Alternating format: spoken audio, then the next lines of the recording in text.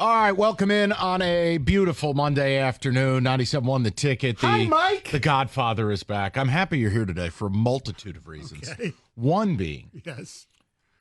we have to talk some Pistons. Yes, no we do. one more qualified. Nobody ran the concourse of the Palace like Michael Stone. That's true. Nobody went behind the curtain at the Palace with a couple of Bud Heavies after a game like yes. Mike Stone in the heyday. Oh, in the heyday. So, Drinking buds with the late but great Matt Dobick in Joe Dumar's office after games, after he would leave. Yes, it was beautiful. Lock and load.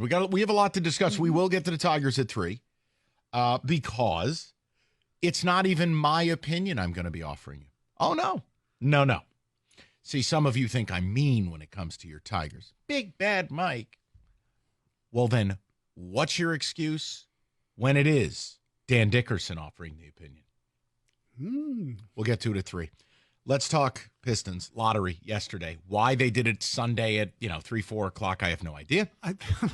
I have no idea. It made no sense. Why wasn't it halftime of the playoff game tonight? It's the way it used to be. I remember when the Darko draft was. It was halftime of the Pistons-Nets Final Four game. Just last year. It was Wemby Fiesta was like a Monday or Tuesday night. But I digress. Mm-hmm. So the Pistons, they get effed again, and they're picking 5th. Yes, they get effed again. They did, but this is how I want to sell this. Okay. Now, I'm not going to say, people, I will tell you, there's a trigger warning for today's show for Mike Stone. Yes, there is. If I'm not going to tell people if you say a certain thing, he's going to lose it, but he's told me. Yes. I think this is 2 things can be true, and this is where I want your opinion on this, and I want to hear from the people. A, clearly the NBA lottery is broken. The last 6 years, under the revised model, the team with the worst pick has yet to get the number 1 overall pick. Correct. It's broken, okay? You can say that. You can say functionally and fundamentally the lottery's broken. However, that's true, but so is the following in my world. I feel no sympathy for the Pistons. None. Because they are a lemonade stand. They're a complete clown show. From the owner on down.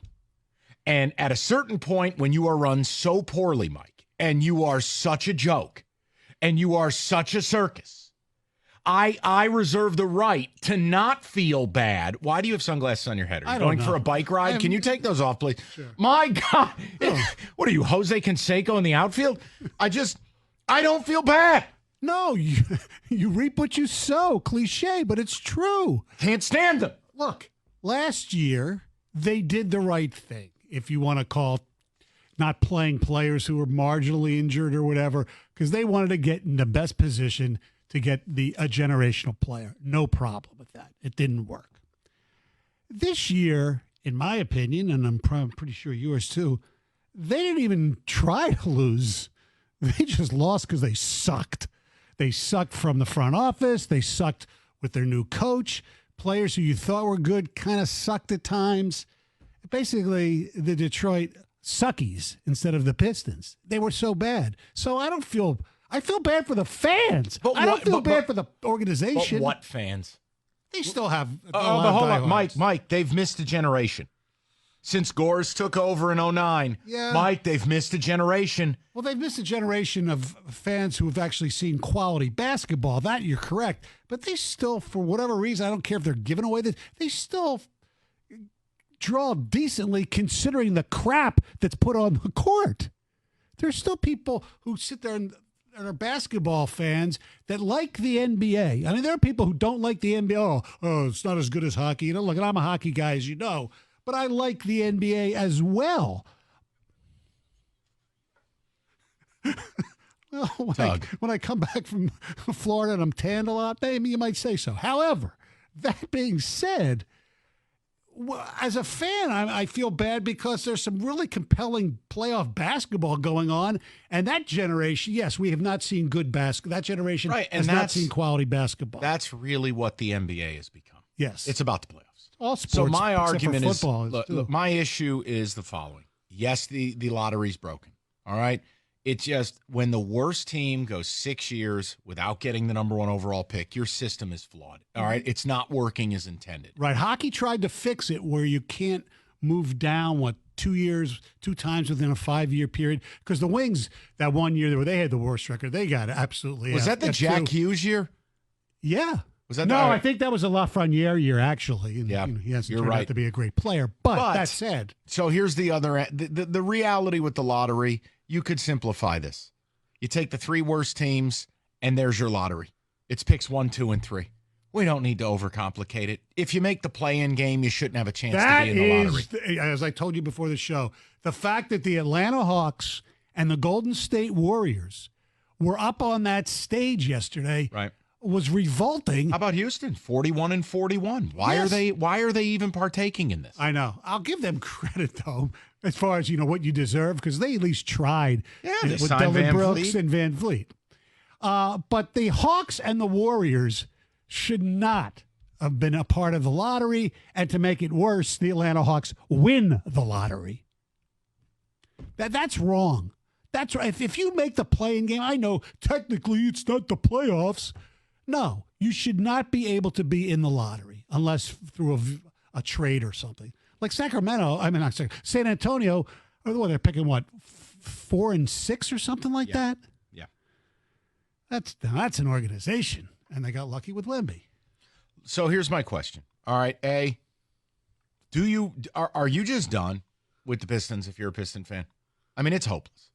Think about it right now. We're going to talk about it a little later. I mean, no team president. Your GM and your coach, a month after the season ended, are in the wind. We have no idea what their future is going to be because the new person, who, by the way, you can't even interview anybody. Neil Oshie said thanks but no thanks. The Bucks won't let you interview their guy. Right. We're going to go get Bob Connolly from Minnesota. What are you going to do, pay him $15 million a year? Right. He did a great job with Denver, did a really good job with Minnesota, but he's making, $8 million now? How Correct. Much? Well, Gores, he doesn't care. I'll give him credit for that. Money's no object. He just gives out his checks to the wrong people. And here's what you have to look forward to if you look at mock drafts right now. Do you know who the consensus mock to the Pistons is? Good, I don't either. Yeah. Matas Buzelis. Yes, who shoots, I believe, from 3-point range 28%. Yeah, one problem. 6'11", 190. Yeah. Bowl. So I'm just making a point. Like, this franchise is in a completely hopeless spot. Because even now, how does someone come in and restructure a front office 3 weeks before the draft? The people who you're scouting, who are at the combine in Chicago, you may want to get rid of. I mean, well, what's the deal? That's why I can't feel bad for them. No. Because Tom Gores is such an unqualified, just an unserious person as it relates to basketball. And you know what? Listen, here's why he's unserious about the Pistons. Do you know what Platinum Equity's portfolio manages? Not a lot of good stuff and a lot of crap, too. $49 billion in assets. Yeah. The Pistons represent 1.5 of that. Yes. Okay, so if you want to understand. How much is milking the prisoners? Here you go. There's $9.99. Yeah. But my point is, look, the league, I keep saying it, and I'll keep saying it. The league stepped in on Sarver. They stepped in on Sterling. There has to come a point the league steps in. Because this is driving one of the premium, proud organizations, one of a handful that has multiple championships in this league. Guys, if you go look, half the NBA has never won a title. I know. Not one. Then there's a segment of teams that has won a singular one. It's rarefied air to win 3. Yes. They should have 4. The point I'm making. More than that. But that's this thing is being driven into Middle Earth. So in that sense, I don't feel bad what happened yesterday because I don't want anything good to happen to Tom Gores. I want Tom Gores to sell. Well, I want him gone. I get that. But if for some reason they became good, I wouldn't root for them to lose because I didn't like the owner. No, but I'd still be upset that he gets joy. I don't think Tom Gores deserves to be happy. Okay? There. You're allowed to feel that way. I don't think he deserves to be happy. Eternal diarrhea. I don't feel bad. But Piston fans, if there's any, I challenge that there's any, if they want to call and say the lottery's broken, they're right. It is broken. The lottery is a mess. Mm-hmm. 6 years is plenty sample size to know. And it just, here, I'll tell you what we're going to do. We got a guy who wants to talk, and he has a theory on the lottery, and I'm going to lead the show with Abdul and turn it over to the godfather of radio. Abdul, welcome. Hello, how are you? Good. Excellent. Yeah. Well, my theory is the NBA is full of corruption. Where do I start and where do I end? They've lost most of their fan base. Me and my buddies, we don't watch the NBA no more because of all the stuff that we can see through. And it's just embarrassing. Abdul, we'll take you one point at a time. The NBA has not lost most of its fan base. In fact, the ratings, if you care about that, are on the rise and doing pretty well, okay? Here, they've lost some fan base. Go ahead. You continue. How many fans watch the NBA Finals? I don't know the exact number, what was but the it's ratings fine. on the NBA Finals? Maybe what, like 10 million? I think it's a little more than that, but go ahead. Abdul, what's the point? On a typical Saturday Night Football or Monday Night Football. Don't compare football to anything. Fellas, can I jump in for a second? Because I don't know where to. Abdul, what does this have to do with the Pistons not getting a good pick What here? I'm saying is it's the NBA is corrupt and they orchestrate all the games and all the players are in it, and it's just embarrassing because give me some proof. In order to fix the NBA, they got to start putting profits before the fan base. They want every game to go to Game 7. Abdul, it's like they do so many weird things, and it's just obvious. Abdul, give me some proof where you think the NBA is, to use a word that's on the screen, rigged. It's like some teams. It's like when you watch like playoff teams. It's like when there's like a lead on one team and the other team just in one game they all get sick. He's not answering. And you would know that because you don't watch the games. Get out. Get out!